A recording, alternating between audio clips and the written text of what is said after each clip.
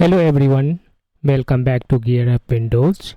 If you use the Tor browser and often open multiple tabs at once, you might accidentally close the entire browser and lose all your open tabs. To prevent this, Tor browser includes a settings that warns you before closing multiple tabs. In this video, I will show you a step by step how to enable the ask before closing multiple tabs option in Tor browser on Windows 11 or Windows 10. So let's get started. First open Tor browser and then click on the triple line menu in the top right corner. Here select settings. After that select general in the left sidebar.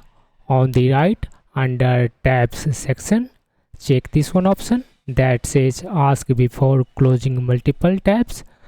That's all. From now on, whenever you try to close Tor browser while browsing multiple tabs are open, you will see a warning message asking you to confirm.